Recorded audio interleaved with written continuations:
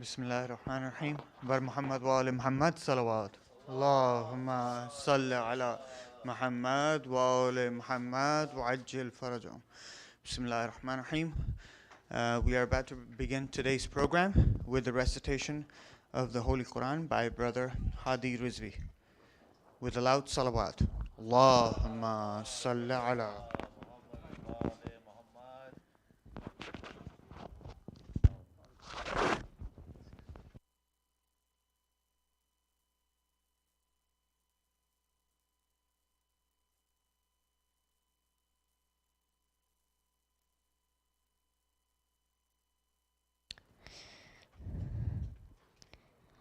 أعوذ بالله من الشيطان الرجيم. بسم الله الرحمن الرحيم. إن فتحنا لك فتحا مبينا ليغفر لك الله ما تقدم من ذنبك وما تأخر ويتم نعمته عليك ويهديك صراطا مستقيما وينصرك الله نصرا عزيز. هو الذي أنزل السكينة في قلوب المؤمنين ليزدادوا إيمانا مع إيمانهم ولله جنود السماوات والأرض وكان الله عليما حكيما. ليدخل المؤمنين والمؤمنات جنات تجري من تحتها الأنهار خالدين فيها ويكفر عنهم سيئاتهم وكان ذلك عند الله فوزا عظيما. ويعذب المنافقين والمنافقات والمشركين والمشركات الظانين بالله ظن السوء عليهم دائرة السوء وغضب الله عليهم ولعنهم وأعد لهم جهنم وساءت مصيرا. ولله جنود السماوات والأرض وكان الله عزيزا حكيما. إنا أرسلناك شاهدا ومبشرا ونذيرا لتؤمنوا بالله ورسوله وتعزروه وتوقروه وتسبحوه بكرة وأصيل. صلوات. اللهم صل على محمد وآل محمد. أحسن Brother Hadi. Jazakallah. I would now like to request the Sheikh to please uh, ascend the member. Ba'az Buland Salawat.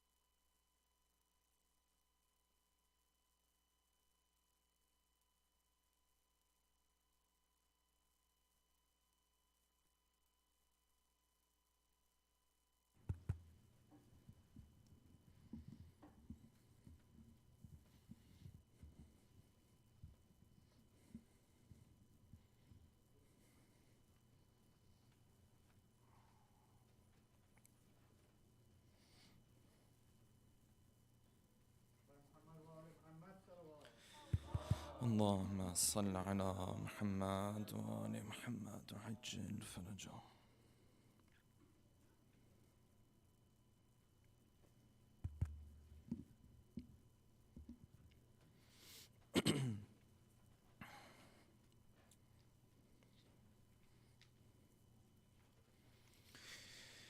أعوذ بالله من الشيطان الرجيم. بسم الله الرحمن الرحيم.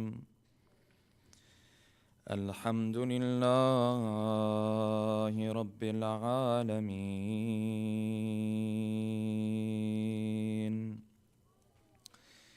والصلاة والسلام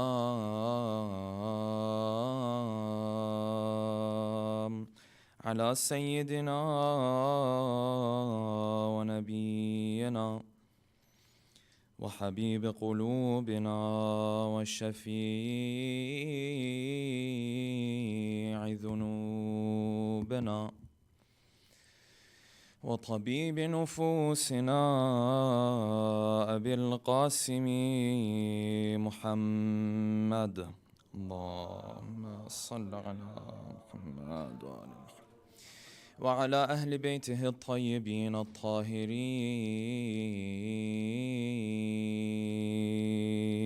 واللعنة الدائم على أعدائهم أجمعين. أما بعد، فقد قال الله الحكيم في محكم كتابه الكريم: أعوذ بالله من الشيطان الرجيم. وما كان لبشر أن يكلمه الله إلا وحيا أو من وراء حجاب أو يرسل رسولا فيوحي بإذنه ما يشاء، إنه علي حكيم.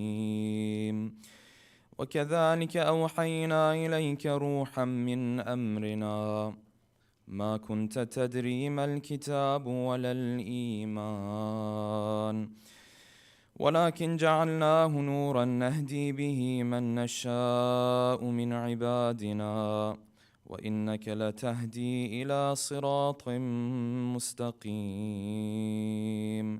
صدق الله العلي العظيم. صلوات اللهم صل على محمد. For the love of our beloved Prophet and his beloved progeny, please recite a second loud salawat. Allahumma salli ala Muhammad wa ala Muhammad. For the hastening in the return of our beloved 12th Imam, a third final loud salawat. Allahumma salli ala Muhammad wa ala Muhammad. Yesterday we talked about the youth and the marriage of our beloved prophets. We mentioned how from a very young age narrations tell us that angels of Allah subhanahu wa ta'ala were guiding the prophet towards good characteristics and virtues. And this is something that the first Imam mentions in some of his khutbahs in Nahjul Balagha. He says from the time that the Prophet was a child, Allah subhanahu wa ta'ala had appointed to him one of his greatest angels to make sure that he guides him on this path. And we said this also shows that if the Prophet is going to be starting his prophethood, as we will discuss today, it's not going to come to him so much as a shock that his route and his mission in life is a special one. Because he's already seen signs of this. He's already seen indications that show that his fate and his life is special and it is significant in its own way. And amongst those stories we mentioned are stories that at the young age where the Prophet was going to play, and he wanted to play like the other kids were playing, there were angels who were guiding him in that field as to what he's supposed to do, what he's not supposed to do. When he wanted to go and be a part of gatherings where entertainment was happening, partying was happening, so on and so forth, the narration said that he went and he fell asleep and he couldn't really even be a part of it. And so from a young age, he knew very well that this is Allah subhanahu wa ta'ala who's guiding him on this path. And we continued with the life of the Prophet on his journey with his uncle Abu Talib to the city of Basra in Syria. We mentioned what some historians have mentioned with regards to his interaction with the Christian monk or the Christian priest in that area, and how this Christian monk knew of how special this individual would be. And we mentioned, and I mentioned this disclaimer again, that this story that we mentioned yesterday, there are some forms of it in history that are definitely made up and definitely problematic. So what we had discussed is a little bit more of an acceptable format of that story. Otherwise, there are formats in which the Prophet is then sent back with Abu Bakr and Bilal. This obviously does not make sense because the first caliph and Bilal at that point would be young individuals. They would be children themselves, and hence it wouldn't make sense for them to be sent back with the Prophet to take care of him and to make sure he's safe going back to the city of Mecca. The real life of the Prophet and the later developments of the life of the Prophet started to take place from his second trip to Syria, and that was because his uncle suggested to him, based on this opinion, that he is to partner with Khadija in terms of his business trips and to take the wealth of Khadija and work with the wealth of Khadija. And he did so, and through this interaction and through the trust that Khadija built with the Prophet, then the idea of marriage came into the picture. And we know what Khadija said when this marriage was happening, that she turned to Abu Talib and said, Abu Talib, it's true that you wanted to take on paying the dowry of Muhammad, but in fact you don't need to do so. I myself will take on the dowry of myself, essentially. And Abu Talib gave that famous response to those of Quraysh who opposed to this idea. Now the Prophet is living his life with Khadija, and this is where essentially we brought our talk yesterday to an end. Tonight, inshallah, we'll continue with this topic by posing the following questions. Number one, how did the Prophet care for two individuals who were not his own children, but cared for them just like they were his own children? And who were these two individuals? Number two, is it true that when the prophethood of the Prophet began, and when the initial revelation had begun, that the Prophet had no idea what was happening and that he was lost in those moments? Was it a chaotic experience for the Prophet or not? Number three, what are the different forms of revelation that Allah subhanahu wa ta'ala uses to send revelation to his Prophet? And how would the Prophet react with each of these different forms of revelation? Number four, was the propagation of the Prophet in the first 3 years, was it private or was it secretive? And what's the difference between these two? Anyways, number five, who were the first converts to the religion and the faith of Islam? And number six, and finally, what did the mushrikeen say and the relatives of the Prophet say when they were walking away from this gathering known as Ashiratul Aqrabin? Tonight, inshallah, we'll delve into these 6 questions with a loud salawat ala Muhammadin wa ali Muhammad.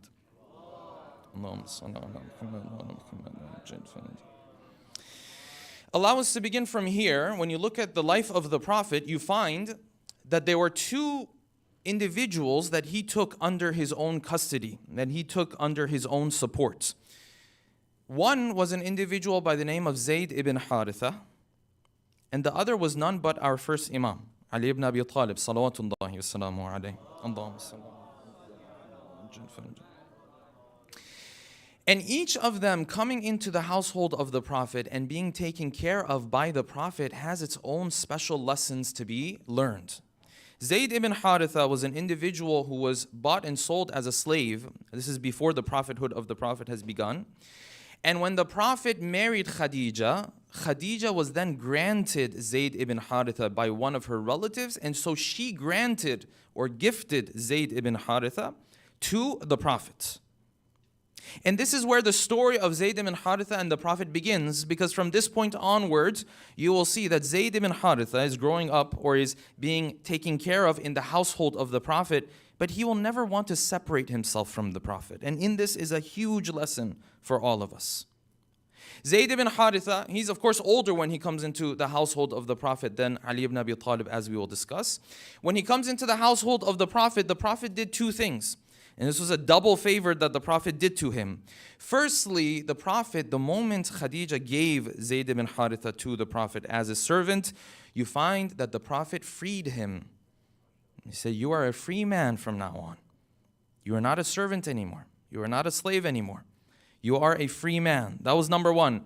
And then number two, to double down on the favor, he said that although you are a free man, I will still be the one who will take care of you. This is an important point. Why? Because if you're a free man, you now have to go figure out your life on your own. You don't have to go make your own money. You have to have your own way of providing for yourself. You have to do things on your own. Either you're a slave and you're a servant, well then your master has to take care of you. If you're a free man, now that you have to go and figure out things on your own. And you find the Prophet dealt with him in this double favor manner. He said, number one, you're free. Number two, you can still stay with us. And this was the generosity of the Prophet. And you see this akhlaq of the Prophet, it showed itself so much. Where did it show itself? Zayd ibn Haritha stays with the Prophet until years later, the time of Hajj comes. The time of Hajj comes, people from all parts of the Arabian Peninsula, all of the different cities, they gather for Hajj. They all gathered for Hajj. And Zayd ran into some of the people from his own tribe, from his original tribe. And he told them to send his greetings to his mother and his father and to tell them that he's doing well. Because when you were sold as a slave, that's it, you're cut off. Communication-wise, you're cut off from your family. So he finally sees his own tribe. He says, tell them that I'm doing well. His father gets hold of this news and now comes back to Mecca. And he approaches the Prophet and says, Muhammad, I want to buy Zayd ibn Haritha from you. It's my son. I've found him after so many years. I want to buy him from you. And the Prophet told him, you don't need to buy him from me. He's already a free man. If he wants to walk away, he can walk away right now. Has nothing to do with me. But here's the important part. So the father of Zayd ibn Haritha, this person who's been spending time with the Prophet for many years now, he comes to him. He says, Zayd, now's time for you to come back with us. And I spoke to the Prophet, and Muhammad says you can stay or you can go. Either way is fine. Why don't you come with us? And Zayd ibn Haritha, this man who is now a freed individual, he has nothing to worry about. He said, no, I don't want to come. I want to stay with him. He's at a little bit older age now. He's an adult now. He said, I want to stay with him. And his father said, how dare you? You're setting aside your own tribe for some stranger. He said, no, you don't know who he is. I've seen him. He's the best of the creation of God. I would rather stay with him than go back home. And this has a lesson in it, because you will see this in the seerah of the Prophet. Every time someone gets acquainted with him, they don't want to leave anymore. They just don't want to go back. They want to stay with him. And imagine a person who's been freed, but imagine how great the akhlaq of the Prophet is, that he says, I'd rather stay here with him than to go back to your tribes that have all these terrible customs. I want to stay with the Prophet. And he stayed with the Prophet. And this is Zayd ibn Haritha, the first of those two individuals. The second of those two individuals was, of course, our first Imam.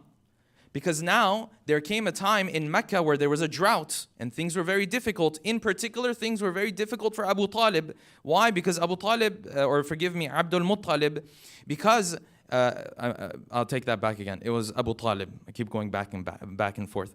Abu Talib, he was going through a drought. And because of that, things were very difficult because Abu Talib had multiple children. So the Prophet came up with this suggestion. Now you have to remember, how old is the Prophet? He's like a young man now. He's not like a 50-year-old. 50-year-olds are young too, by the way. But he's younger. Should we say younger? Younger. He's a younger individual now. He himself comes to his own uncle Abbas. And he says, my uncle, we have to go and help Abu Talib. Because Abu Talib is going through this drought. He has multiple children. Let us go, each of us take on the custody of one of the children. And when you take on the custody of the children, it's not like they don't see their parents. No, this is Mecca. It's a small place. You see each other every single day. So the Prophet came up with this idea, and Abbas agreed to it. So Abbas went, and Hamza went, and some of the other uncles of the Prophet went. They all went to Abu Talib. They said, well, this is our suggestion. We want to take in some of your children because we know how difficult it is for you. And Abu Talib said, listen, Aqil, leave him for me, the brother of Ali ibn Abi Talib. Leave him for me. The others, whoever you want to choose, you can choose, and they can be raised within your custody. So what happened? One of the uncles of the Prophet chose Talib, another child of Abu Talib. And Hamza chose another one of the children. And then the Prophet looked at the children of Abu Talib and he said, I want that one. I want Ali ibn Abi Talib because he is the one that Allah has chosen for me. And this is how Ali ibn Abi Talib now starts to go into this household, this blessed household.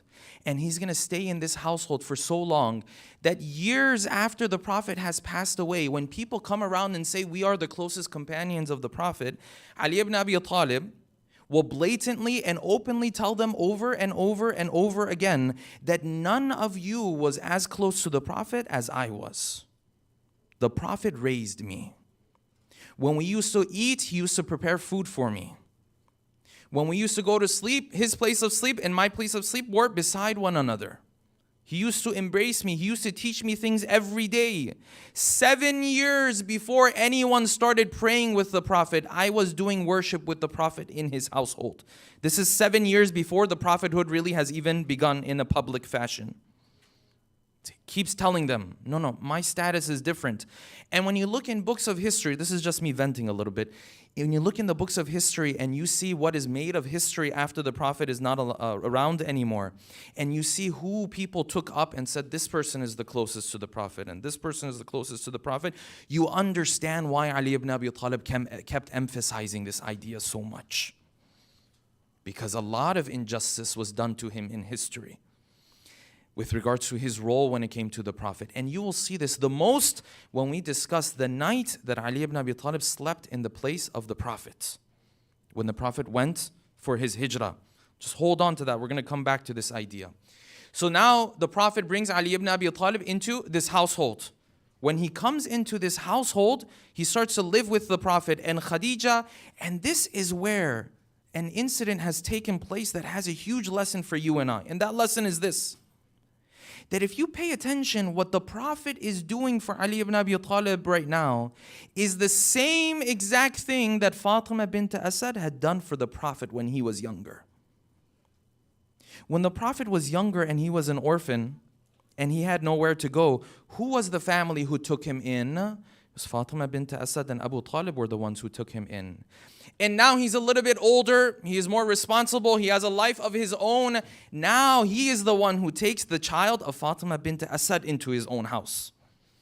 And what does this teach you and I? It teaches you and I that you do things for Allah subhanahu wa ta'ala. You feed that orphan, you take care of that family, you take care of that widow, whatever the case might be. You never know, you might be in that same position years later. And when you're in that same position years later, maybe that's the time and the moment where Allah subhanahu wa ta'ala returns the favor. When you need it the most.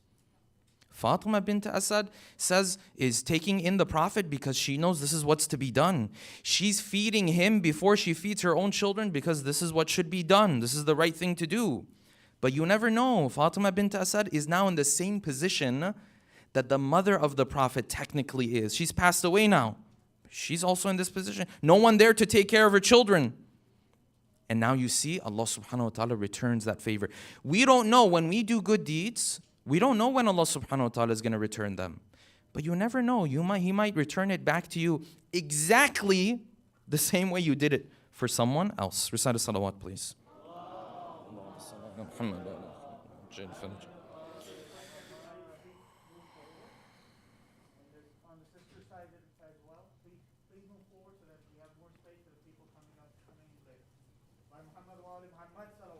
اللهم صل على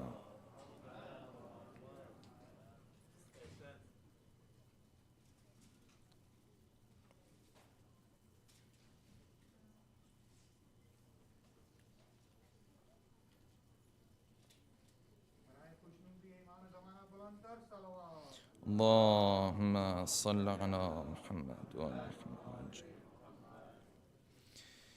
If we can recite one more salawat, please.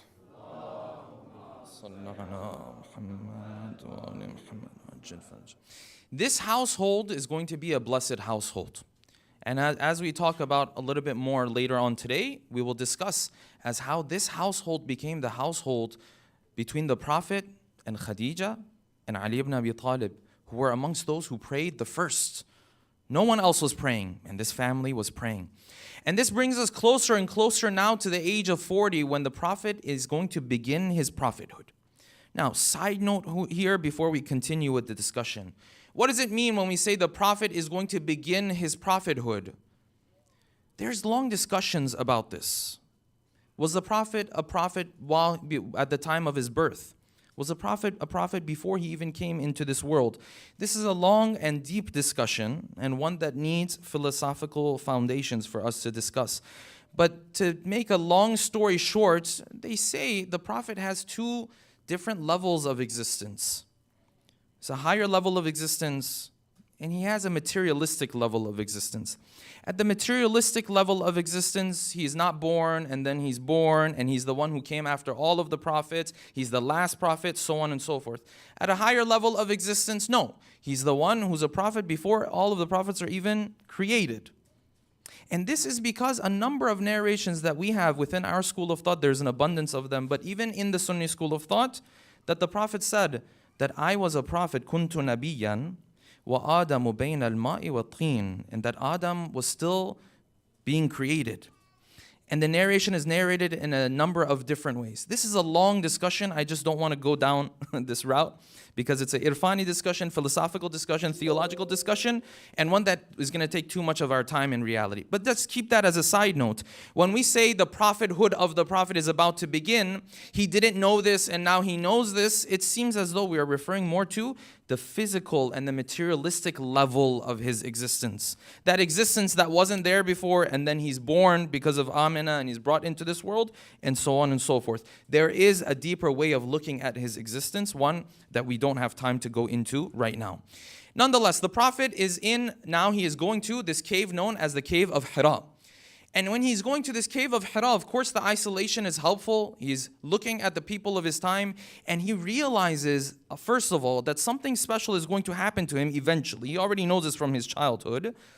And he also sees the customs that these people have. And he sits and he worships Allah subhanahu wa ta'ala. How was he worshiping Allah subhanahu wa ta'ala? In what form, we really don't know. But some form of worship was happening. And this is where the first revelation is going to now be sent down upon the Prophet. And this is where you will find a big contrast between what the Shia school of thought is going to say about this and what the Sunni school of thought is going to say about this. Based on our narrations, when the Prophet is receiving this first revelation, first of all, it doesn't come to him as a shock. It doesn't come to him as a surprise. No, he already has inspirations from Allah subhanahu wa ta'ala. But this time in the cave of Hira, Allah subhanahu wa ta'ala opens the doors to the heavens, and now the angels come down to him. And some of these angels approach him and give him the news that he is going to be a prophet now. And based on this narration, they tell him to recite. And he says, what should I recite? And he says, the angel says, recite, اقرأ بسم ربك الذي خلق. He receives these first couple verses of revelation, and then he starts to head out of the cave of Hira. And in these moments, he is happy on one side of the story. He is worried on the other side, worried not because he doesn't know what's happening, worried because he knows his people will not believe him. Because he knows people, they will reject his message. And as he was carrying on, the narration says he would pass by different objects, and the objects around him would refer to him and give them salam. They would say, Assalamu alayka ya Rasulallah. And this was an affirmation of his own faith. Until he came, and of course he gave the word to Khadija and Ali ibn Abi Talib. This is what we know roughly of the first revelation. And this is very different from what we are told of the famous story that, yes, you know, the Prophet, he was in the cave and then the angel came and told him to read. He said, I can't read.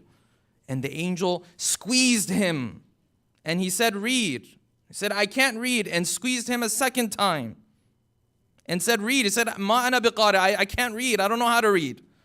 Squeezed him a third time. And then these verses were revealed. And then he ran out of the cave not having any idea what was going on. He ran into the house of Khadija based on this narration that is not acceptable from our perspective. He ran into the house of Khadija. He said, Zammiluni, Zammiluni, cover me, cover me. And he said, لَقَدْ خَشِيتُ عَلَى نَفْسِي. It's like I'm losing it. I have no idea what's happening. Until Khadija came and said, Ya Rasulullah, Muhammad, you have nothing to worry about. You are a good person. God would never do anything terrible to you. Until the story continues, until Khadija, of course, goes to her relative, Waraqa ibn Nufil, and Waraqa tells him that, listen, what has come to you is the same thing that came to Musa and Isa. You are the messenger of Allah subhanahu wa ta'ala. And of course, Waraqa ibn Nufil, he's not a Muslim. Islam is just starting out now. He's a Christian. But he knows that the Prophet is now a prophet. And this story has a number of theological issues with it. Firstly, and probably the most important, is this. How is it that the Prophet himself doesn't even know that he's being chosen as a prophet? Whereas we have narrations that before this moment came in the cave of Hira, the Prophet used to have dreams that were so clear, the next day the events of those dreams would take place. And this happened for 6 months. Meaning he used to see dreams that would turn into reality immediately afterwards. He already knows something special is going on. This is number one. Second objection we have. Why is it that the narrations say this happened for a second time and he was frightened the second time as well? He saw Jibreel this time in the complete form. And it was so scary for him, he ran again and he said, Zammiluni, Zammiluni. This is in Bukhari. Why the second time? First time, even if we accept. Second time, he should already know what's happening now. This is number two. Number three, why is the Prophet being asked to read if he really can't read? In the narration that we shared, said read. He said, what should I read? And he said, I can't read. He said, recite. What should I recite? This is what you should recite. No, read. This one makes it a little unlikely. And number four, and the most important of all, why is the Prophet so frightened? In our narrations, the sixth Imam was asked about this.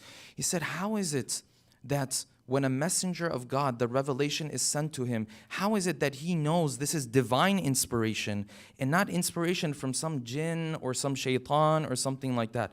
And the sixth Imam responded, he said, because when Allah subhanahu wa ta'ala sends revelation, He sends with it as-sakinatu wal-waqar. He sends with it peace and tranquility. And this idea of the Prophet being frightened is even bigger of an objection. Why? Because when you look at the different forms of revelation, you find the form of revelation where the angel would come to the Prophet and speak to him was actually one of the easier ways for the Prophet to accept revelation. It's 3 different forms of revelation that was sent to the prophets. Sometimes Allah subhanahu wa ta'ala will send a message directly. He would communicate directly. This was heavy. This was difficult. This is now you're connecting with Allah subhanahu wa ta'ala directly. Your existence, the existence of Allah subhanahu wa ta'ala, it's a big difference. This was very difficult. There were times where Allah subhanahu wa ta'ala would speak to the Prophet through somebody or something, not the angel, through something else. Like He spoke to Musa alayhi salam through the burning bush. And then there were times where Allah subhanahu wa ta'ala would speak to the Prophet through the angel Jibreel. And this third one is actually the easiest of the ways for the Prophet to receive revelation. The first one, when verses of Quran were revealed and there was no intermediary individual. He's receiving this divine inspiration directly. The narration that says the Prophet would have an out-of-body experience. And it was almost as if he would black out and he would faint. And the narration says when verses of the Quran were revealed, even though it was summertime, when it was revealed in this format, in the first format, it was so heavy that he would start to sweat profusely. And that he was riding on the camel and the camel could not even move forward anymore. And that the stomach of the camel would come down near the ground. This is the weightiness of this connection, of this relationship. And this, by the way, shows us that these verses of the Quran that we read, and we say, it's just Quran. Bismillah ar-Rahman ar-Rahim, Alhamdulillah, ar-Rahman ar-Rahim, Maliki Yawmiddin. These things we recite. These are heavy things. These are weighty things. These same verses, when they're coming down upon the Prophet, it's like his physical body cannot even take it. He knows what's happening. He's not lost. He's not confused. He's also not frightened. No, it's just the heaviness of the moment. This is when revelation is sent to him directly. But when Jibreel used to come to him, was he this frightened? No, the opposite of it. And the sixth Imam, Al-Imam Sadiq Salawatullahi alayhi, was asked, one more salawat if we can move forward, please. Allahumma salli ala Muhammad.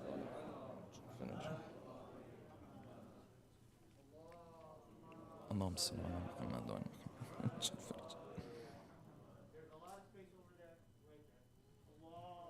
Allahumma salli ala Muhammad wa ala Muhammad wa ajil faraj.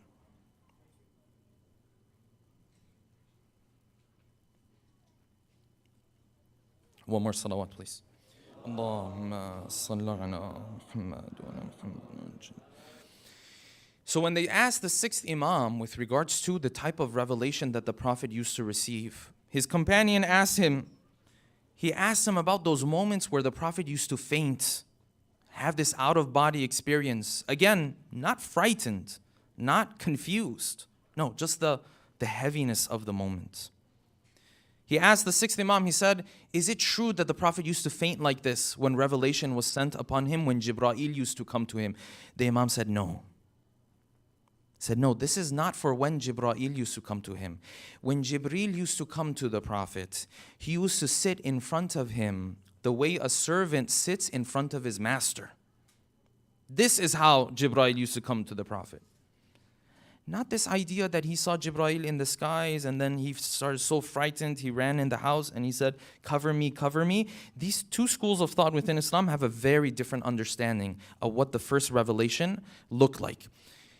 It continues like this, and the Prophet now brings the message, of course, to his immediate household. And in this household, of course, are these same individuals we were talking about. There's Ali, there's Khadija, there's Zayd ibn Haritha, and of course himself.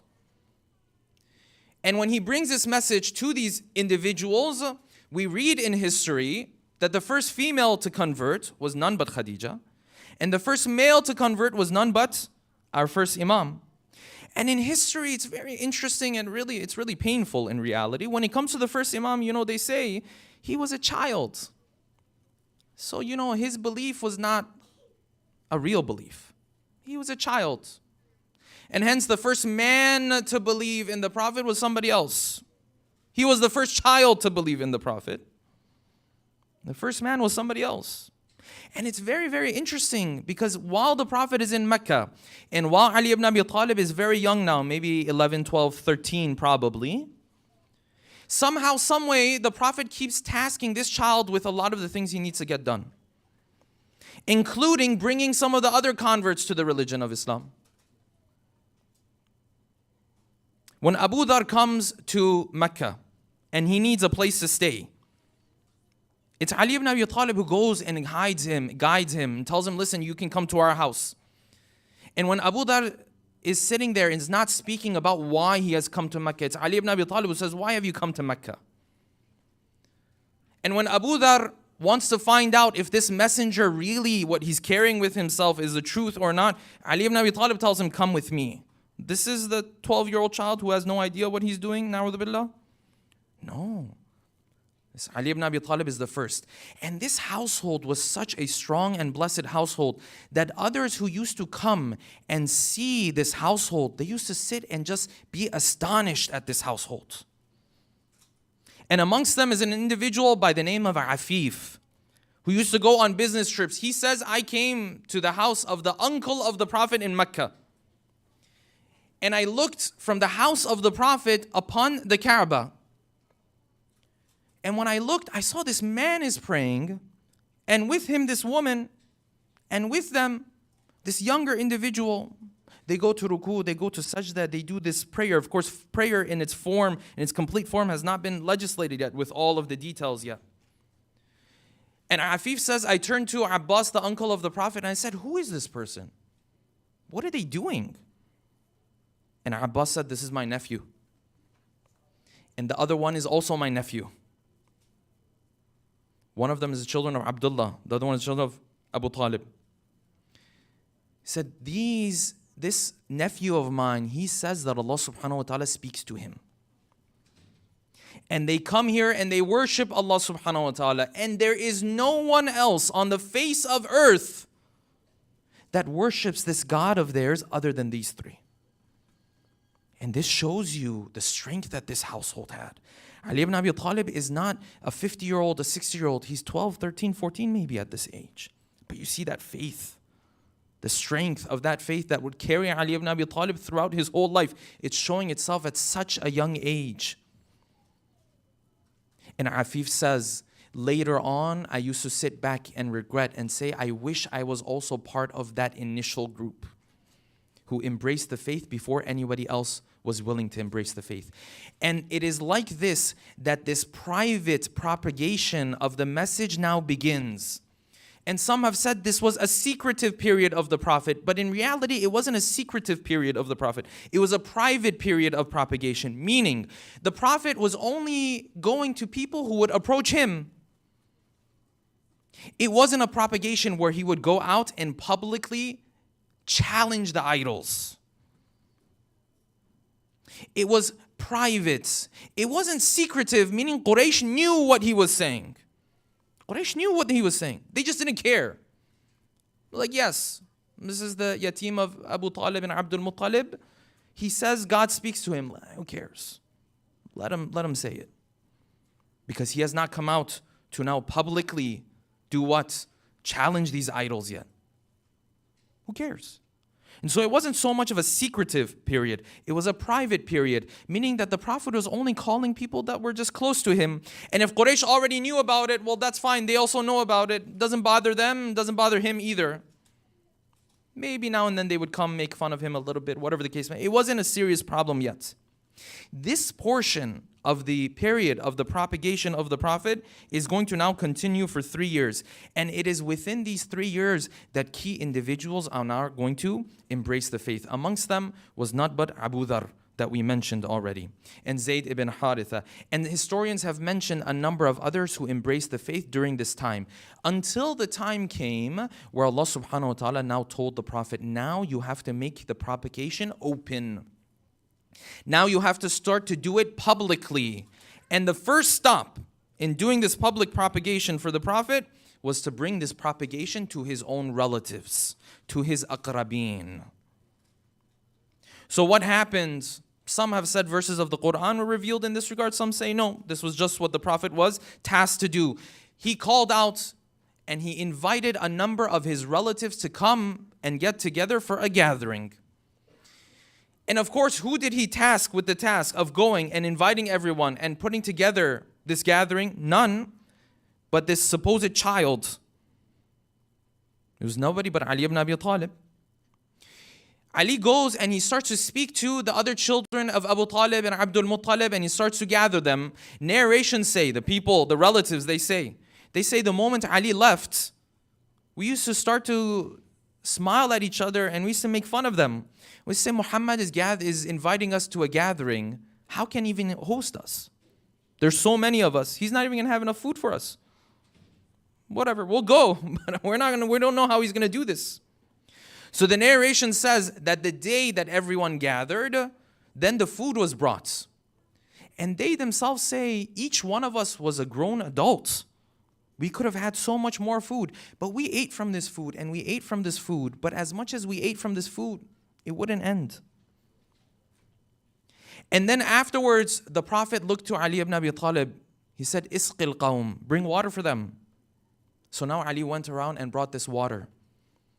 And when they all drank from the water, and finally the stage is set, and everybody's waiting to see, like, what is this gathering even about? Before the Prophet could even say anything, his uncle got up. And he said, Muhammad, you're quite a bit of a magician. We ate from this food and it didn't even end. And the gathering just fell into chaos and it just fell apart. I look at the patience of the Prophet. So what happened? He went back the second day. And the third day, finally the Prophet had this opportunity to now speak to his people. He came to his people, he said, listen, my relatives, I am bringing to you the best thing that a young man has ever brought to his own people. I am bringing you the key to salvation in this world and the next world. And that salvation is for you to believe in this Lord of mine and to express your faith in Allah subhanahu wa ta'ala and the prophethood of His messenger. And I want to see who is willing to support me in this path. He asked this question, and of course we know that no one rose up but Ali ibn Abi Talib. And the narration, some narrations say the Prophet told him to sit down again. And he asked again, and the second time the same, and the third time. And by the third time the Prophet said, then you are going to be my successor. You are going to be my brother. You are going to be the one who will carry on with this noble cause. The gathering came to an end, and from our perspective, it seems as though it had no benefit at all, because in history, you don't read of anybody embracing the faith of the Prophet at this point. They were leaving. And look at what they were saying when they were leaving. When these mushrikeen were leaving the gathering, they turned to Abu Talib. They said, Abu Talib, did you hear what Muhammad said? You now have to listen to your own son. This was them mocking Abu Talib. And of course, this wouldn't hurt the faith of Abu Talib. Abu Talib's faith is far greater than this. And this was that initial message that the Prophet brought to his own people. From this point onwards, there is going to be opposition after opposition after opposition. The opposition from this point onwards is only going to get more and more serious. And from this point onwards, now the Prophet needs to go into some sort of a headquarters, some sort of a house where he can gather his people and the people can come together. And in order to do this, he chose a house from one of the early converts who was willing to place his own house as the headquarters of the Prophet. And this was a hidden house. It was a house not known to Quraysh. And in history it's referred to Darul Arqam, the house of Arqam. And the Muslimin used to come and gather within this house. And the beauty about choosing this spot was this. Number one, this house was very close to the Kaaba. And no one would suspect they're right here. No. You would think they go in the desert, here, there. No. Darul Arqam was very close to the Kaaba, number one. Number two, that is also important because when people come for Hajj, you have to be able to see them. You have to be able to speak of your religion to them. And this is exactly how Islam spread in Medina, as we will discuss. It's because of Hajj. People came for Hajj. Number three, this early convert was from a tribe that was enemies with Bani Hashim. And so no one even imagined that somebody from this tribe would be hosting the activities of the Prophet. So no. Them? No. Arqam ibn Arqam, that was his name. Him? No. And the narrations tell us that the Prophet used to go to this house when the early converts used to come and they wanted to learn from the Prophet. Or they wanted to sometimes get together for worship. They would get together in the house of Arqam ibn Arqam, who was from the tribe of Bani Makhzum. And you can just only imagine the type of role, the type of reward, the type of credit people like Arqam ibn Arqam and many others have for this faith to get to us 1400 years later. People, some of which we don't even know their names. History has not recorded everything. There's so many things history has never recorded.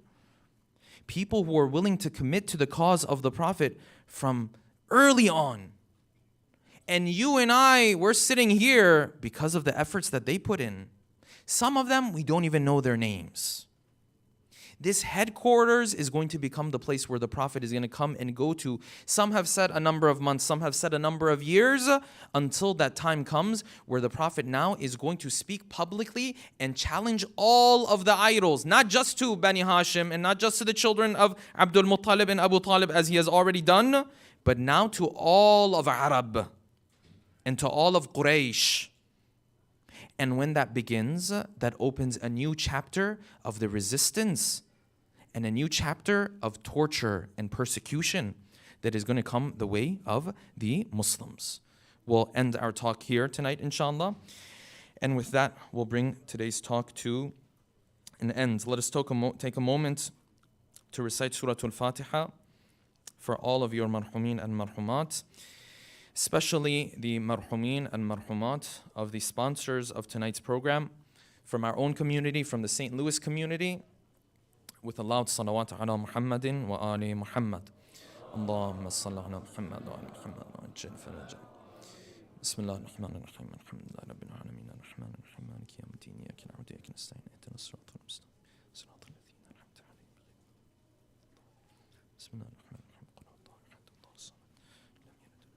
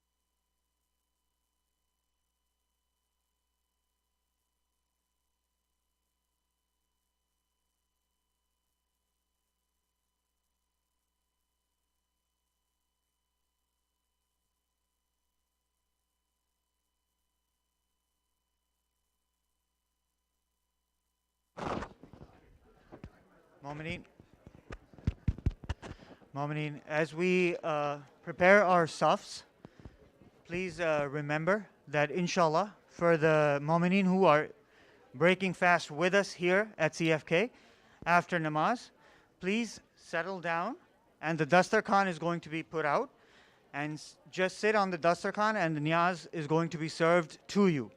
For the people who are interested in leaving, there will be to-go boxes prepared near the exit.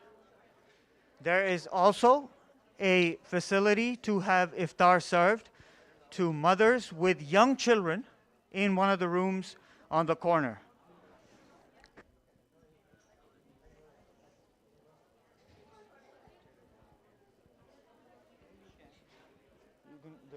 There's room here. Go on. Aap aage aa jao.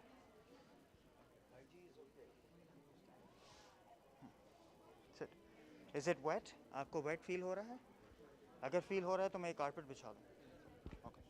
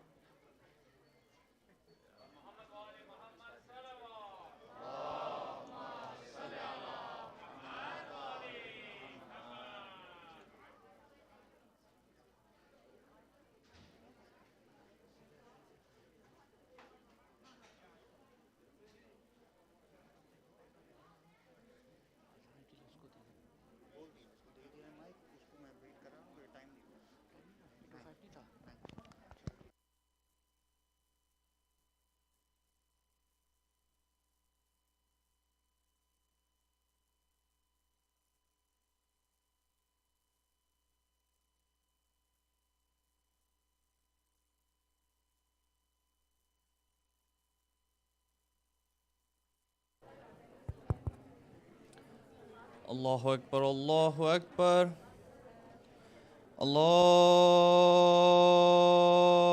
أكبر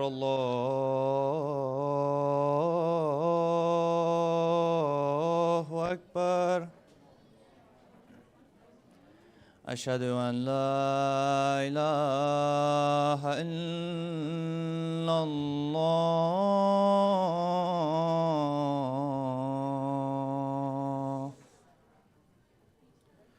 أشهد أن لا إله إلا الله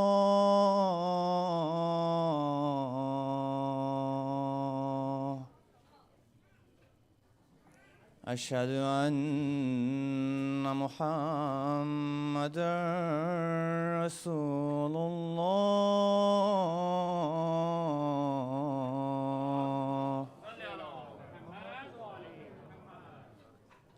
أشهد أن محمدًا رسول الله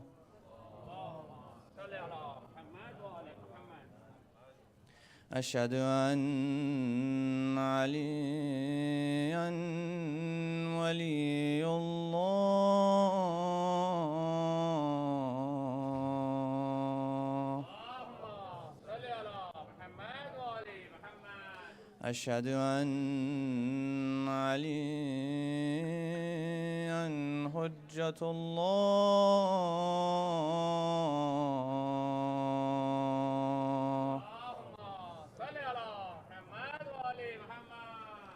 حي على الصلاة حي على الصلاة حي على الفلاح حي على الفلاح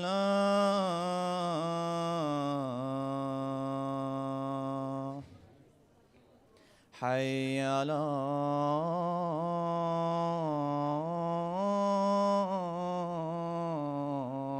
خير العمل حي على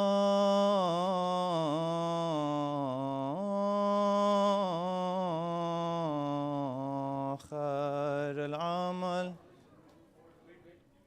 الله أكبر الله أكبر لا إله إلا الله لا إله إلا الله إن الله وملائكته يصلون على النبي يا أيها الذين آمنوا صلوا عليه وسلموا تسليما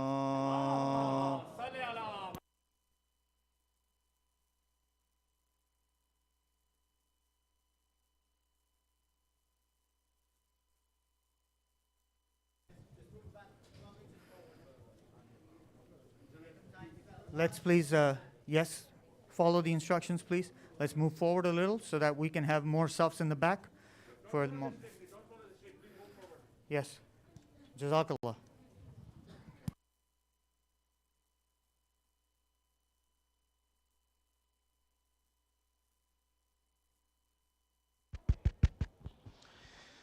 الله أكبر الله أكبر أشهد أن لا إله إلا الله أشهد أن لا إله إلا الله أشهد أن محمدًا رسول الله ما صل على محمد وآل محمد أشهد أن محمدًا رسول الله ما صل على محمد وآل محمد أشهد أن عليًا حجة الله حي على الصلاة حي على الصلاة حي على الفلاح حي على الفلاح حي على خير العمل حي على خير العمل قد قامت الصلاة قد قامت الصلاة الله أكبر الله أكبر لا إله إلا الله استغفر الله الله أكبر. بسم الله الرحمن الرحيم. الحمد لله رب العالمين، الرحمن الرحيم، مالك يوم الدين، إياك نعبد وإياك نستعين، اهدنا الصراط المستقيم، صراط الذين أنعمت عليهم غير المغضوب عليهم ولا الضالين. بسم الله الرحمن الرحيم. قل هو الله أحد الله الصمد لم يلد ولم يولد ولم يكن له كفوا أحد. الله أكبر. سبحان ربي العظيم وبحمده سمع الله لمن حمده. الله أكبر. سبحان ربي الأعلى وبحمده. الله أكبر. الله أكبر. سبحان ربي الأعلى وبحمده. الله أكبر. بحول الله وقوته أقوم وأقعد. بسم الله الرحمن الرحيم. الحمد لله رب العالمين، الرحمن الرحيم، مالك يوم الدين، إياك نعبد وإياك نستعين، اهدنا الصراط المستقيم، صراط الذين أنعمت عليهم غير المغضوب عليهم ولا الضالين. بسم الله الرحمن الرحيم. والعصر إن الإنسان لفي خسر إلا الذين آمنوا وعملوا الصالحات وتواصوا بالحق وتواصوا بالصبر.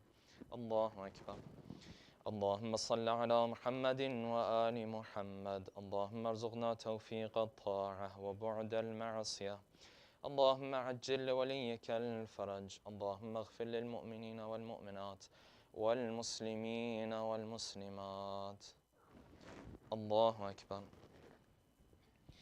سبحان ربي العظيم وبحمده سمع الله لمن حمده. الله أكبر. سبحان ربي الأعلى وبحمده. الله أكبر. الله أكبر. سبحان ربي الأعلى وبحمده. الله أكبر. أشهد أن لا إله إلا الله وحده لا شريك له، وأشهد أن محمدا عبده ورسوله. اللهم صل على محمد وآل محمد وتقبل شفاعته وارفع درجته. بحول الله وقوته أقوم وأقعد. سبحان الله والحمد لله ولا إله إلا الله. سبحان الله والحمد لله ولا إله إلا الله. الله أكبر. سبحان ربي العظيم وبحمده سمع الله لمن حمده. الله أكبر. سبحان ربي الأعلى وبحمده. الله أكبر. الله أكبر. سبحان ربي الأعلى وبحمده. يا لطيف ارحم عبدك الضعيف. الله أكبر. بسم الله وبالله الحمد لله. أشهد أن لا إله إلا الله وحده لا شريك له، وأشهد أن محمدا عبده ورسوله. اللهم صل على محمد وآل محمد. السلام عليك أيها النبي ورحمة الله وبركاته. السلام علينا وعلى عباد الله الصالحين. السلام عليكم ورحمة الله وبركاته. الله أكبر. الله أكبر. الله أكبر.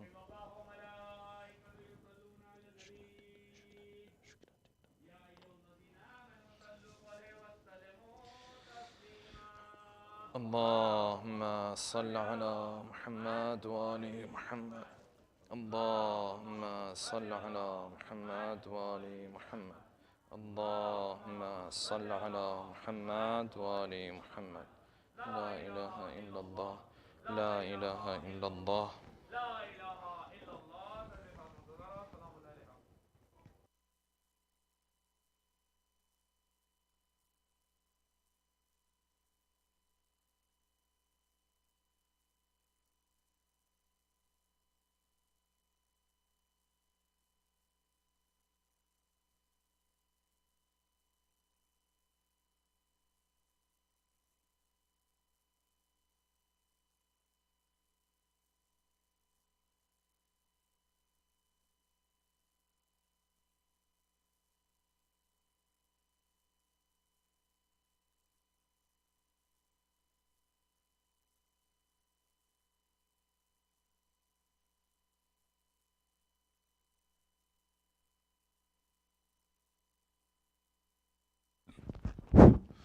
اللهم صل على محمد وآل محمد. بسم الله الرحمن الرحيم. يا علي يا عظيم يا غفور يا رحيم، أنت الرب العظيم الذي ليس كمثله شيء وهو السميع البصير.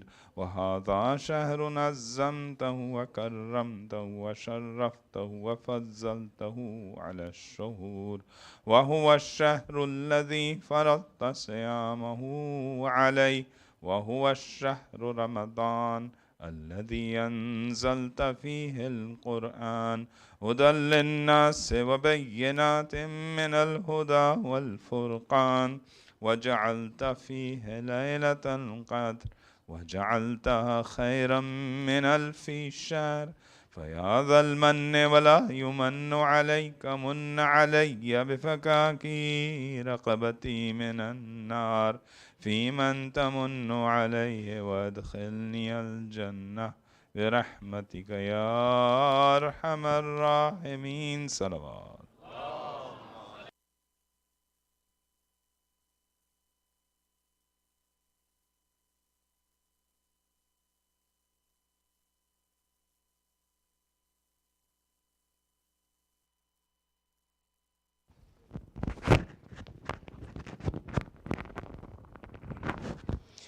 الله أكبر، الله أكبر.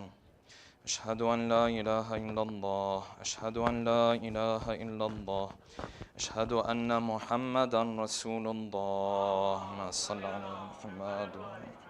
أشهد أن محمدا رسول الله. اللهم صل على محمد وعلى آله. أشهد أن عليا حجة الله. اللهم صل على محمد. حي على الصلاة، حي على الصلاة، حي على الفلاح، حي على الفلاح، حي على خير العمل، حي على خير العمل. قد قامت الصلاة، قد قامت الصلاة. الله أكبر، الله أكبر. لا إله إلا الله. استغفر الله ربي وأتوب إليه. الله أكبر. بسم الله الرحمن الرحيم. الحمد لله رب العالمين، الرحمن الرحيم، مالك يوم الدين. إياك نعبد وإياك نستعين. اهدنا الصراط المستقيم، صراط الذين أنعمت عليهم غير المغضوب عليهم ولا الضالين. بسم الله الرحمن الرحيم. قل هو الله أحد، الله الصمد، لم يلد ولم يولد ولم يكن له كفوا أحد. الله أكبر. سبحان ربي العظيم وبحمده، سمع الله لمن حمده. الله أكبر. سبحان ربي الأعلى وبحمده. الله أكبر، الله أكبر. سبحان ربي الأعلى وبحمده. الله أكبر. بحول الله وقوته أقوم وأقعد. بسم الله الرحمن الرحيم. الحمد لله رب العالمين، الرحمن الرحيم مالك يوم الدين إياك نعبد وإياك نستعين اهدنا الصراط المستقيم صراط الذين أنعمت عليهم غير المغضوب عليهم ولا الضالين بسم الله الرحمن الرحيم والعصر إن الإنسان لفي خسر إلا الذين آمنوا وعملوا الصالحات وتواصوا بالحق وتواصوا بالصبر الله أكبر اللهم صل على محمد وآل محمد اللهم ارزقنا توفيق الطاعة وبعد المعصية اللهم عجل لوليك الفرج اللهم اغفر للمؤمنين والمؤمنات والمسلمين والمسلمات الله أكبر سبحان ربي العظيم وبحمده سمع الله لمن حمده الله أكبر سبحان ربي الأعلى وبحمده الله أكبر الله أكبر سبحان ربي الأعلى وبحمده الله أكبر أشهد أن لا إله إلا الله وحده لا شريك له وأشهد أن محمدًا عبده ورسوله اللهم صل على محمد وآل محمد وتقبل شفاعته وارفع درجته بحول الله وقوته أقوم وأقوم سبحان الله والحمد لله ولا إله إلا الله والله أكبر سبحان الله والحمد لله ولا إله إلا الله والله أكبر لا إله إلا الله الله أكبر سبحان ربي العظيم وبحمده سمع الله لمن حمده الله أكبر سبحان ربي الأعلى وبحمده الله أكبر الله أكبر سبحان ربي الأعلى وبحمده الله أكبر بحول الله وقوته أقوم وأقعد سبحان الله والحمد لله ولا إله إلا الله والله أكبر سبحان الله والحمد لله ولا إله إلا الله والله أكبر لا إله إلا الله الله أكبر سبحان ربي العظيم وبحمده سمع الله لمن حمده الله أكبر سبحان ربي الأعلى وبحمده الله أكبر الله أكبر سبحان ربي الأعلى وبحمده يا لطيف ارحم عبدك الضعيف الله أكبر بسم الله وبالله الحمد لله أشهد أن لا إله إلا الله وحده لا شريك له وأشهد أن محمدًا عبده ورسوله اللهم صل على محمد وآل محمد السلام عليك أيها النبي ورحمة الله وبركاته السلام علينا وعلى عباد الله الصالحين السلام عليكم ورحمة الله وبركاته الله أكبر الله أكبر الله أكبر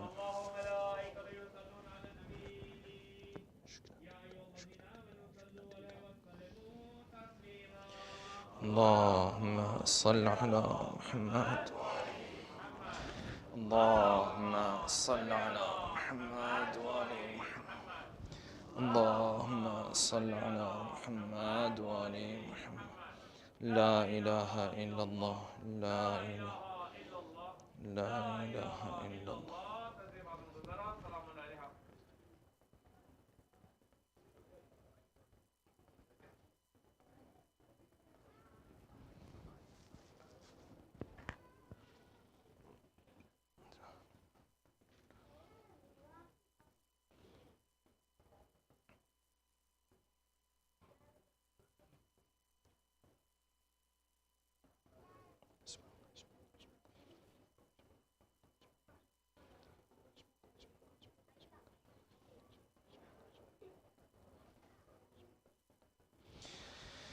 بسم الله الرحمن الرحيم اللهم أدخل على أهل القبور السرور اللهم أغن كل فقير اللهم أشبع كل جائع اللهم اكس كل عريان اللهم اقض دين كل مدين اللهم فرج عن كل مكروب اللهم رد كل غريب اللهم فك كل أسير اللهم أصلح كل فاسد من أمور المسلمين اللهم اشف كل مريض اللهم سد فقرنا بغناك اللهم غير سوء حالنا بحسن حالك اللهم اقض عنا الدين وأغننا من الفقر إنك على كل شيء قدير اللهم صل على محمد.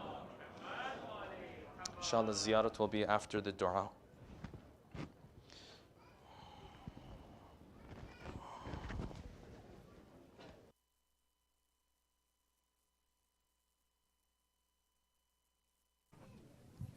Mu'mineen, as discussed, as announced previously, please leave space so that the Dastarkhan can be put down. And please stay seated, and the niyaz will make its way to you.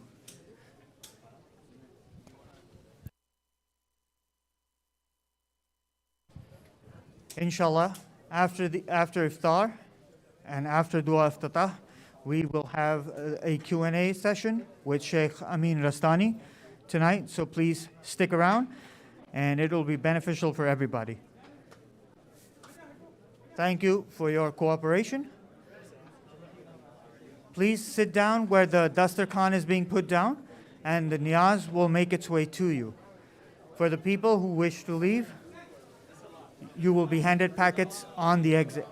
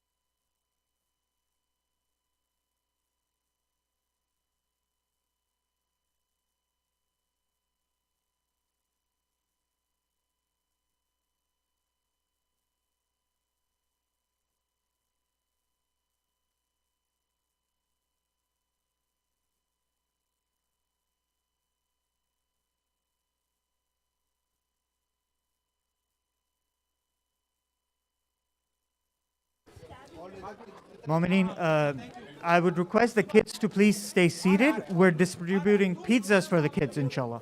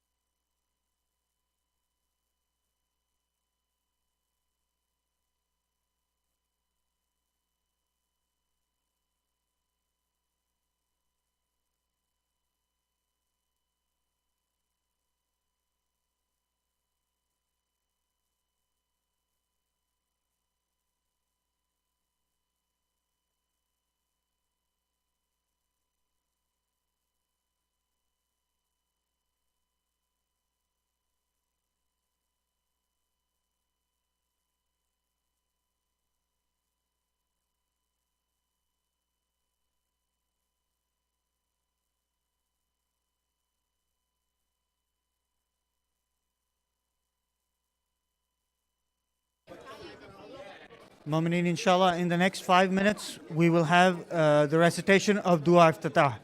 In the next 5 minutes, we'll have the recitation of Dua Iftatah.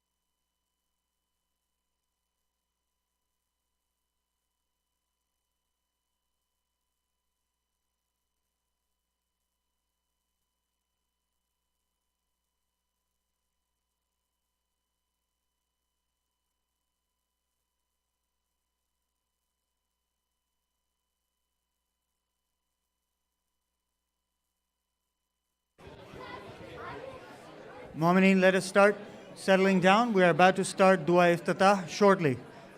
Bal Muhammad wa ali Muhammad salawat.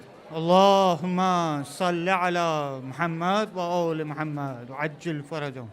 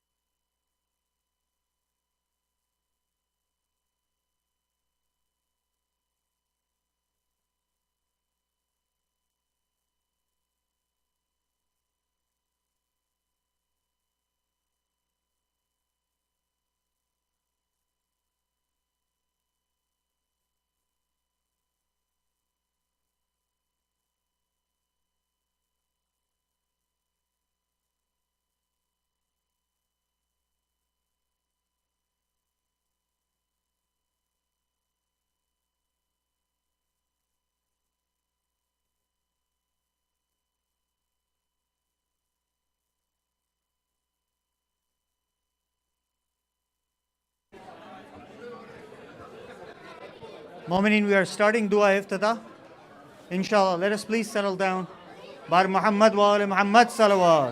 Allahumma salli ala Muhammad wa ali Muhammad wa ajil.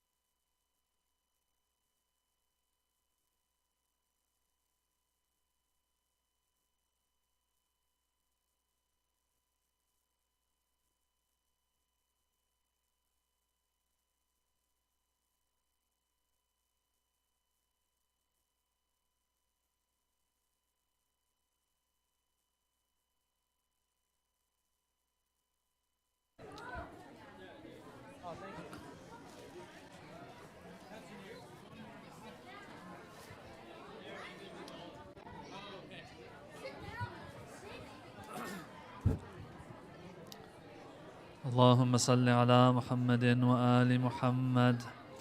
اللهم صل على محمد وآل محمد. اللهم صل على محمد وآل محمد. بسم الله الرحمن الرحيم.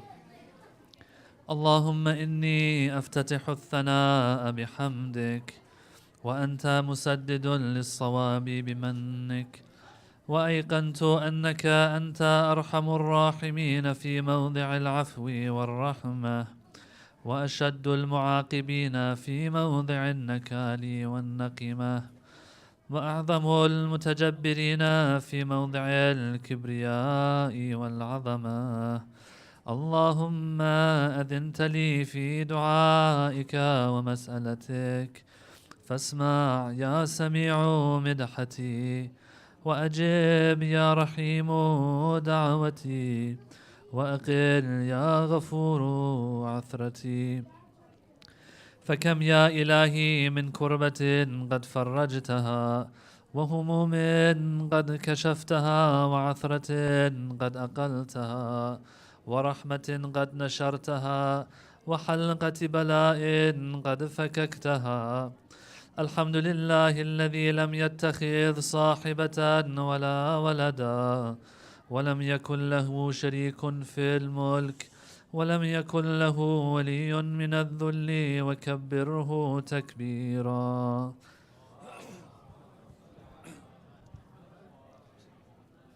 الحمد لله بجميع محامده كلها على جميع نعمه كلها. الحمد لله الذي لا مضاد له في ملكه، ولا منازع له في أمره. الحمد لله الذي لا شريك له في خلقه، ولا شبيه له في عظمته. الحمد لله الفاشي في الخلق أمره، وحمده الظاهر بالكرم مجده، الباسط بالجود يده، الذي لا تنقص خزائنه ولا تزيده كثرة العطاء إلا جودا وكرما. إنه هو العزيز الوهاب. اللهم إني أسألك قليلا من كثير مع حاجة بي إليه عظيمة، وغناك عنه قديم، وهو عندي كثير، وهو عليك سهل يسير. اللهم إن عفوك عن ذنبي، وتجاوزك عن خطيئتي، وصفحك عن ظلمي، وسترك على قبيح عملي، وحلمك عن كثير جرمي، عندما كان من خطئي وعمدي، أطمعني في أن أسألك ما لا أستوجبه منك، الذي رزقتني من رحمتك، وأريتني من قدرتك، وعرفتني من إجابتك. فصرت أدعوك آمنا وأسألك مستأنسا، لا خائفا ولا وجلا، مدلا عليك فيما قصدت فيه إليك. فإن أبطأ عني عتبت بجهلي عليك، ولعل الذي أبطأ عني هو خير لي لعلمك بعاقبة الأمور. فلم أر مولا كريما أصبر على عبد لئيم منك علي يا رب. إنك تدعوني فأولي عنك، وتتحبب إلي فأتبغض إليك، وتتودد إلي فلا أقبل منك. كأن لي التطول عليك، فلم يمنعك ذلك من الرحمة لي والإحسان إلي والتفضل علي. بجودك وكرمك فارحم عبدك الجاهل، وجد عليه بفضل إحسانك، إنك جواد كريم. الحمد لله مالك الملك، مجري الفلك، مسخر الرياح، فالق الإصباح، ديان الدين، رب العالمين. الحمد لله على حلمه بعد علمه، والحمد لله على عفوه بعد قدرته، والحمد لله على طول أناته في غضبه، وهو قادر على ما يريد. الحمد لله خالق الخلق، باسط الرزق، فالق الإصباح، ذي الجلال والإكرام والفضل والإنعام، الذي بعد فلا يرى، وقرب فشهد النجوى، تبارك وتعالى. الحمد لله الذي ليس له منازع يعادله، ولا شبيه يشاكله، ولا ظهير يعاضده. قهر بعزته الأعزاء، وتواضع لعظمته العظماء، فبلغ بقدرته ما يشاء. الحمد لله الذي يجيبني حين أناديه، ويستر علي كل عورة وأنا أعصيه، ويعظم النعمة علي فلا أجازيه. فكم من موهبة هنيئة قد أعطاني، وعظيمة مخوفة قد كفاني، وبهجة مونقة قد أراني، فأثني عليه حامدا، وأذكره مسبحا. الحمد لله الذي لا يهتك حجابه، ولا يغلق بابه، ولا يرد سائله، ولا يخيب آمله. الحمد لله الذي يؤمن الخائفين، وينجي الصالحين، ويرفع المستضعفين، ويضع المستكبرين، ويهلك ملوكا ويستخلف آخرين.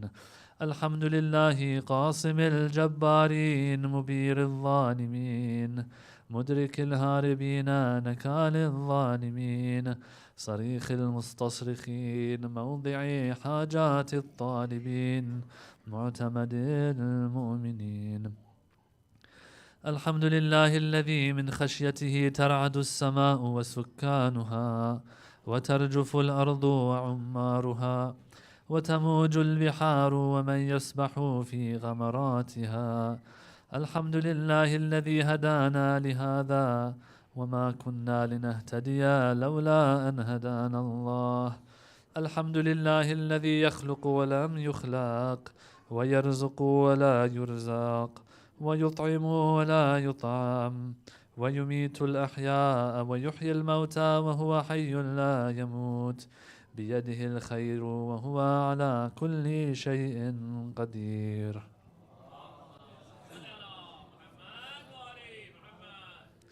اللهم صل على محمد عبدك ورسولك وأمينك وصفيك وحبيبك وخيرتك من خلقك وحافظ سرك ومبلغ رسالاتك، أفضل وأحسن وأجمل وأكمل وأزكى وأنمى وأطيب وأطهر وأسنى وأكثر ما صليت وباركت وترحمت وتحننت وسلمت على أحد من عبادك وأنبيائك ورسلك وصفوتك وأهل الكرامة عليك من خلقك.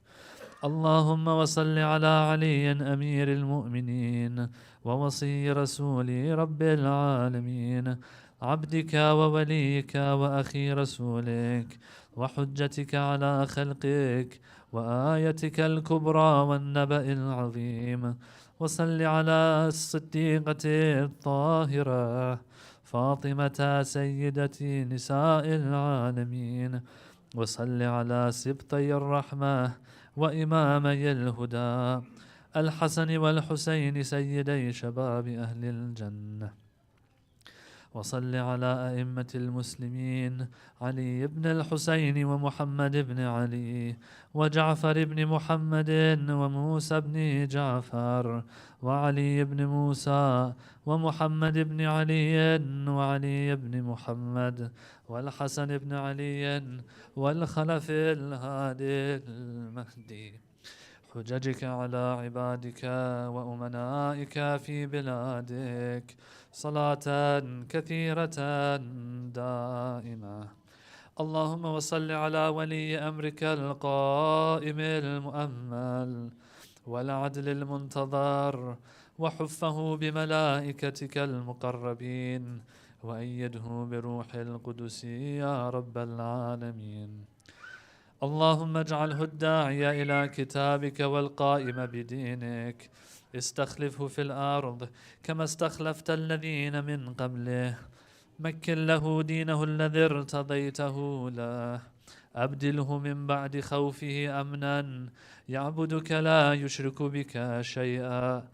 اللهم أعزه وأعزز به، وانصره وانتصر به، وانصره نصرا عزيزا، وافتح له فتحا يسيرا، واجعل له من لدنك سلطانا نصيرا. اللهم أظهر به دينك وسنة نبيك حتى لا يستخفي بشيء من الحق مخافة أحد من الخلق. اللهم إنا نرغب إليك في دولة كريمة تعز بها الإسلام وأهله، وتذل بها النفاق وأهله، وتجعلنا فيها من الدعاة إلى طاعتك والقادة إلى سبيلك، وترزقنا بها كرامة الدنيا والآخرة.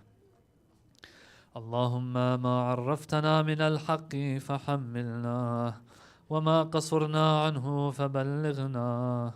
اللهم المم به شعثنا، واشعب به صدعنا، وارتق به فتقنا، وكثر به قلتنا، وأعزز به ذلتنا، وأغن به عائلنا، واقض به عن مغرمنا، واجبر به فقرنا، وسد به خلتنا، ويسر به عسرنا، وبيض به وجوهنا، وفك به أسرنا، وأنجح به طلبتنا، وأنجز به مواعيدنا، واستجب به دعوتنا، وأعطنا به سؤلنا، وبلغنا به من الدنيا والآخرة آمالنا، وأعطنا به فوق رغبتنا يا خير المسؤولين وأوسع المعطين، اشف به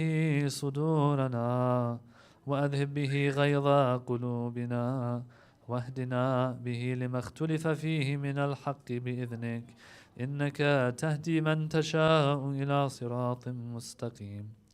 وانصرنا به على عدوك وعدونا إله الحق، آمين. اللهم إنا نشكو إليك فقد نبينا صلواتك عليه وآله، وغيبة ولينا وكثرة عدونا وقلة عددنا وشدة الفتن بنا وتظاهر الزمان علينا. فصل على محمد وآله وأعنا على ذلك بفتح منك تعجله، وبضر تكشفه، ونصر تعزه، وسلطان حق تظهره، ورحمة منك تجللناها، وعافية منك تلبسناها، برحمتك يا أرحم الراحمين.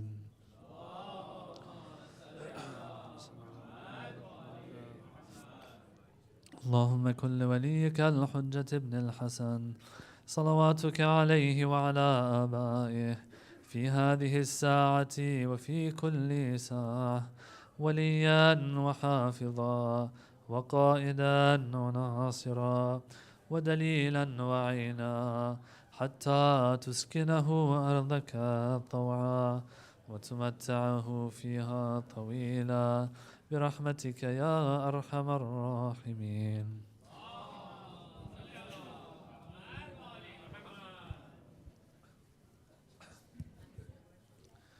السلام عليك يا رسول الله، السلام عليك يا أمير المؤمنين، السلام عليك يا فاطمة الزهراء سيدة نساء العالمين، السلام على الحسن والحسين سيدي شباب أهل الجنة، السلام على 9 المعصومين من ولد الحسين، السلام عليك يا غريب الغرباء ومعين الضعفاء والفقراء، أيها الرضا ورحمة الله وبركاته. السلام عليك يا مولانا يا صاحب الزمان، عجل الله تعالى فرجك وسهل الله تعالى مخرجك وظهورك. السلام عليكم جميعا ورحمة الله وبركاته.